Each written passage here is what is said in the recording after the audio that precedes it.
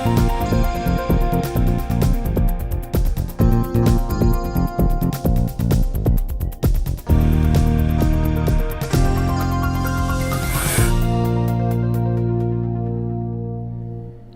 evening and welcome to ALEC Video, your nationally recognized award-winning news magazine for the LGBTQ community.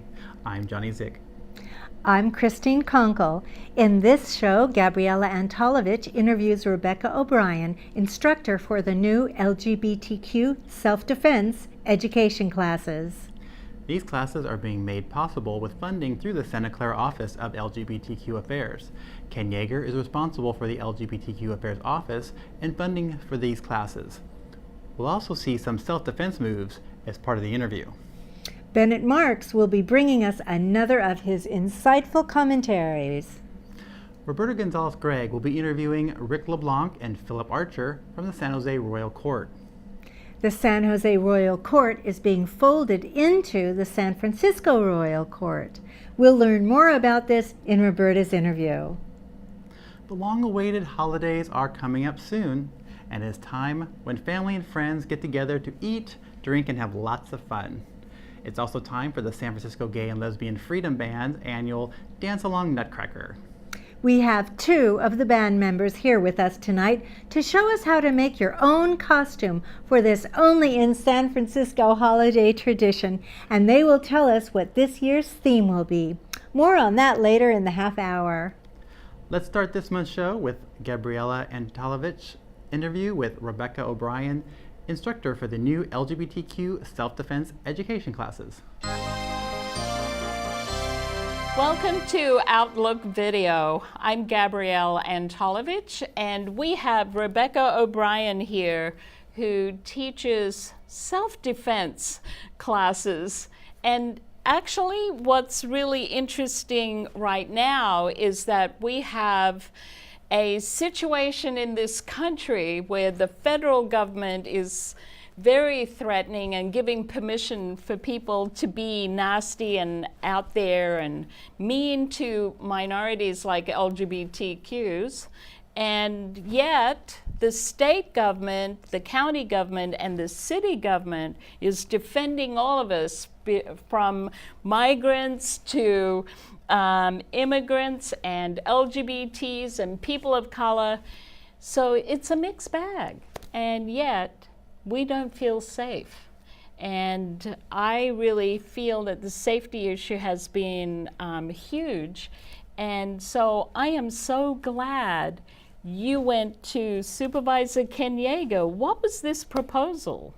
I started talking to Ken a couple of years ago about creating a self-defense program for LGBTQ community. And so we were discussing it earlier this year. And he was interested. He said, write me a proposal. Let's put something together. So I did. And it was approved by the Board of Supervisors. So. Thank you. Thank you. So I am creating a pilot program, LGBTQ Self Defense. The basic self-defense, living in an urban area, what we need to know. It is a climate where we have to start looking at taking care of ourselves and our environment. And what I've noticed at the Billy DeFrank LGBTQ Community Center, we've done a lot of things like got a good security system. We've had trainings about locking bathrooms and shutting the door early and all of those things. But now your classes, I've already sent out the information that this would help people feel safer internally, so they would better know what to do in a situation that they're unprepared for. Well, since most of us don't get into fights every day, we're not prepared for that kind of situation. Most people freeze in any kind of, when they're confronted. Yeah. So our classes teach you how to deal with living in an urban area, and we teach real life situations. We basically go over things as simple as using an ATM that's in an isolated area. What if you were walking to the Sharks game or walking back to your car? And they usually park at the Billy DeFrank Center to go to the Sharks game. Right, and it's late at night and it's dark and there's a lot of badly lit areas there. So, but the things that we teach you are things that you would use in real life. We teach you how to use awareness. We teach you When to you put say awareness, what do you mean? put your cell phone away. I'm talking about You mean awareness. this thing? That would be it. What we basically teach people, because this has become an epidemic, is that you need to be aware of what's going on around you. You don't need to be looking at your phone. You need to be paying attention to what's going on around you. So we teach people how to use awareness. We teach what's called boundary setting. We teach them to use their voice. It's very. When you say your voice, what does that mean? I mean, you raise your voice. We teach our students what to say and how to say it, because by using your voice, many times you can stop an attack. Really? Yes. We won't ask for that demonstration. Please don't, because No. everyone in here would go deaf. Right. Yeah. So, okay. Well, that's great, because voice can be something you can teach, you know? Although I find it's the hardest part of the class for people to learn. Really? Yeah. Well, that's interesting. So, there's the awareness of space and what you can do. And then, what else do you teach? Boundary setting. Ah. Very important. We teach people to look for certain behavior. We teach them that how to avoid situations, basically. And certain people? Of course. When you're teaching the class, have LGBTs been really eager to do the physical or the awareness? Which is more important to the people that have come? Well, everybody automatically, and this is automatic, Yeah. everybody wants to learn how to fight, okay? We're not teaching anyone how to fight. We are teaching you how to defend yourself. But before you learn that, you need to learn how to use awareness and avoid the situation. You do not need to learn how to get into a fight. It just occurred to me, I'm sure it's all the movies we see that we think, course. yeah, I want to fight like that, I want to be a hero. Right. I think that's why these movies are so popular. We all want to be the Sure. hero that can do it, and most of us can't. No, you can't. No. So can you show me one of the things that you do? Sure. I'll show you one of the escape moves that we teach, which is if you were dealing with someone and let's Like say me. that you were arguing and you say, you know what, we're not getting anywhere with this, I'm leaving, I've had enough. And I start to walk away and you grab my arm and you say, nope, we're not done until I say so. Don't. Okay. Okay, All I'll right. be tougher. Okay, I'll be tough. Okay. No, you can't leave. All right, so what do most people do? They start going like this, right? Right. They start like yanking. Yeah, which makes And- me hold you tighter. Right. Right. So we teach something very simple. Ow. Okay. How did that? That was simple, but very effective. You don't have to be strong to defend yourself. Great. You really don't. I only want to pretend to be strong. Okay. The things that we teach you to disable your attacker, and it has nothing to do with how strong you are. That's a relief. Yeah. Because, you know, some of us would like to pretend to be strong. Well, one of my assistants is 4'11" and weighs less than 100 pounds. Oh, you're and kidding me. She will lay you out on the floor. So. Oh, wow. Okay, I'm signing up. I don't know about you, but that's the selling point, is you don't have to be strong, and yet you can disable anyone. Even if you decide not to take the physical self-defense part, you can sign up and take the presentations, and you'll get a lot out of those. You really will get a lot of information out of those. That is fantastic. Thank you so much. This has been Rebecca O Bryan with Defensibility, and I'm Gabriella Antolovich, signing up. And here's Bennet Marks with this month's commentary. Every now and then someone asks me, are you out at work? Out at work. Am I out at work? Oy vey, am I out at work? After a few closeted years in my current job, I started a lesbian and gay employees organization there. Lots of Silicon Valley companies have one. I thought we should too. And the group has very high visibility. We work with the company on gay issues. We post our meeting notices on the bulletin boards. There have been articles about us in the local newspaper with pictures. This seems to have made me the company's gay poster child, which wasn't in my job description, but at least I don't have to worry about how my boss would react if he found out. He already knows, and like most of the people I work with, he treats me with acceptance and respect. Sometimes, though, people challenge me on why there should be a gay employees group at all. What you do in bed has nothing to do with work, is the way they usually put it. And I tell them about what the group's accomplished, about influencing the company on non-discrimination issues and AIDS policy, and about how important it is to break down stereotypes of gays and lesbians. You know, all the political stuff, and it's all true. But it's not the heart of the matter. The heart of the matter is simpler. During my first year at the company, on the day after Valentine's Day, my boss came in and showed everybody the book that his wife had given him.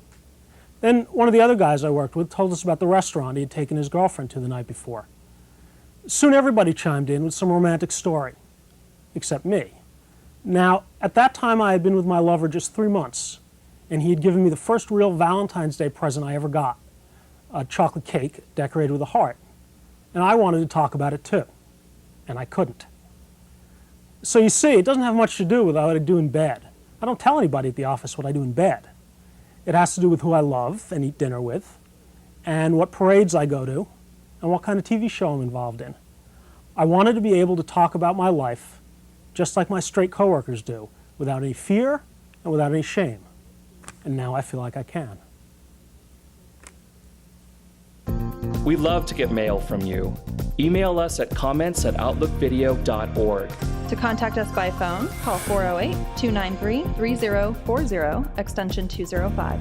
Visit our website at outlookvideo.org. Subscribe to our YouTube channel at youtube.com/outlookvideo. And connect with us at facebook.com/outlookvideo. Most of us in the general public associate royalty and titles with overseas monarchs, but right here in the U.S. and also Canada and Mexico, royalty reigns. We have the pleasure of 2 reigning co-emperors of the San Jose Imperial Court with us tonight to talk about the Imperial Court and its pending merger with the San Francisco Imperial Court. Welcome, monarchs. Welcome. Welcome. Welcome. Pleasure to be here. We have Philip Archer, and we also have Rick LeBlanc, who are both co-emperors. And what I'd like to talk about first is a little bit of history about the court. The imperial court system is the oldest and largest LGBTQ organization in the world.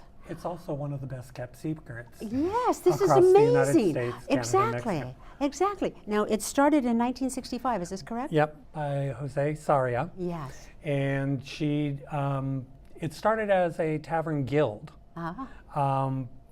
where they put on little shows.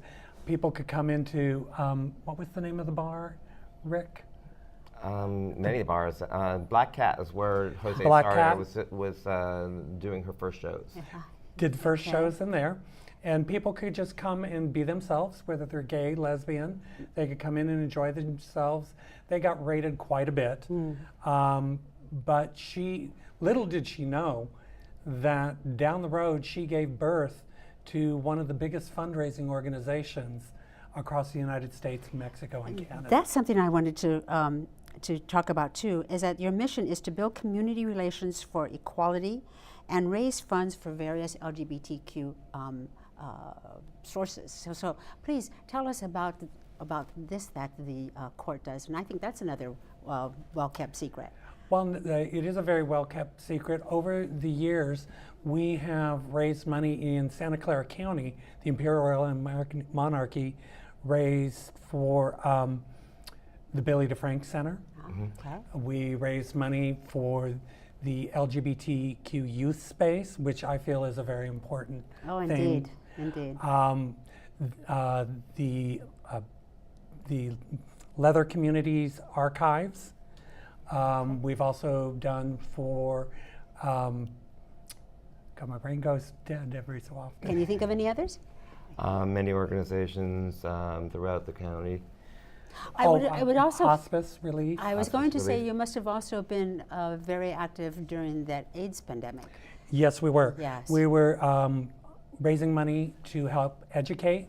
We also worked with the Rubbermaids back in the day, who would help educate people on the proper use of condoms and safe sex practices. Okay. Food pantries were another big thing that we were indeed. involved with. Okay. We had an ongoing fund for a food pantry that was out of the Billy DeFrank Center. But this is still going on, is it not, It's Rick? still going Yes. on, that's correct. I was living up in San Francisco from '85 until 2009, and I was very involved with the court system there. And we were the champions for a lot of organizations, including PAWS, Pets Are Wonderful Support, Yes. My True Hospice, and all the other hospices, PRC, which is Positive Resource Center, AIDS Emergency Fund, and Breast Cancer Emergency Fund, Ah, good. and many, good. many large organizations. Ryan White Fund. Ryan White Funds. Oh, this is A lot of- wonderful. Yeah. And then locally, Pathways Home Health and Hospice, we worked Okay. with them. Okay. Now, you both are co-emperors and both are reigning. How did that come about? That there were two Well, emperors? it's not raining any longer. Oh, okay, well that's, and in fact I'm going to segue into that, is that the San Jose court is now going to merge with the San Francisco Imperial Court. We are currently looking into a merger with the San Francisco court. Okay. We have opened negotiations where we would like, San Francisco was gave us existence. When I mean existence, they gave us our almost like a charter into the international organization. Our first reigning monarchs, Arvis and a couple of others, had been participating in the Black Cat era with Jose Sarria. And then one day she said, well, why are you all coming up here to our coronation? Why don't you start an organization down in San Jose? That's when Jose Sarria, Empress One, the widow Norton, she spawned 7 children. And San Jose was one of them. They were all Casa de, so it's Casa de San Jose, Casa de Sacramento, Stockton, Fresno, Monterey. Monterey. Eureka. and- Actually, Monterey came out of San Jose. Okay. We gave them their existence. And also Santa Clara, is that correct? Yes. Santa Clara County. Santa Clara Santa County, Right. Okay. which is the Imperial Royal Line Monarchy. Okay, so this imperial court system is just expanding. It's expanding, huge. There's expanding. more than, there were at one point more than 72 courts. Wow. And if you look at it, there are only 52 weekends in a year. And that's a lot of time people have to figure out when to do when. Yes, a So lot some of of the people, activities, some of the sure. courts, larger courts in one part of the country had to be careful not to have the same weekend as another one of another part of the country, so people could go to so people both. could go and participate in all of those. So, and it's just such a nice a way for others of us to understand the system and also to contribute to these many fundraisers that you have. Yes. Okay. So it's good for the general public to understand that and know that it's not just a fun dress-up thing. We It's actually, a great deal more. We it have is fun, it is a social organization Yeah. that raises money And to awareness. help and awareness for our community. Excellent. Well, we really do appreciate the work that you've done. Thank you, Your Highnesses, the proper curtsy. Thank you very much. Thank you for joining us and for joining us tonight. And for those of you who would like to know more about the Imperial Courts in our community, you can go to Imperial Court website, which is impcourt.org, and find out all about these gentlemen and others in the court system. Thank you again for joining us this evening and the work that you do. It was a Thank pleasure. you. Thank you. Ahoy, mateys! Adventure awaits you as Clara and Fritz from the Nutcracker set sail with Captain Drosselmeyer on the hunt for the long-lost treasure of Peglegs Tchaikovsky. And only in San Francisco do you get to dance along in a fun-filled musical production of the Nutcrackers of the Caribbean in the San Francisco Lesbian Gay Freedom Band's annual Dance-Along Nutcracker.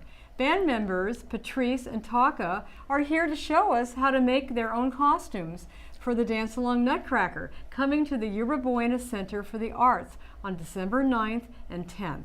Patrice and Taka, thank you so much for coming to our studio tonight. Thank you so much for having us. So what I wanted to share with you is this is going to be a fun theme this year. Every year it's a different theme. This year we're doing the pirates, which I think is a fun theme. So we have all kind of little trinkets that you can find online, the dollar store. We have Captain Hook's hook. You know, these are fun little like costume things. Arr, right? Right? Very easy, very easy. Other thing is like long jackets is an opportunity where who doesn't love to wear a long jacket, right? We have a little vest, we've got a compass, and we've got our parrot. Got to have our essential parrot. He's equipped to do battle, you know. There we go. Oh, look at this. Let's see how it... See? Arr! Avast ye mateys! See? And then along with that, we've got our sabers, little ones, you know, for little ones. And then we have our big ones. Everyone has one of these at home, right? So it was a little dull, so what I've taken some regular old duct tape that's kind of shiny and pink and pretty, and I've started decorating. You can do that to almost anything around the house that you might want to add to your costume. Eye patch. Who doesn't love an eye patch? There we go. Oh.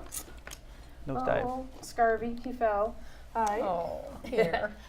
We have eyeglasses. Here, you hold. And then the best part, of course, is that me. we, at the performance, have a tutu booth. So if none of these little items take your fancy, who doesn't love a tutu? So they're available for you to rent at the performance. We also have music, thus the instruments. Taka and myself play the flute. We're going to have 2 shows on Saturday, 2 shows on Sunday, and in between the sets and the music, we're going to invite you, the audience, to come out and dance with us, because it is the Dance-Along Nutcracker. So we try to encourage you to pull you out of the seat and participate. I mean, haven't you ever wanted to dance the Nutcracker instead of just sit and watch it?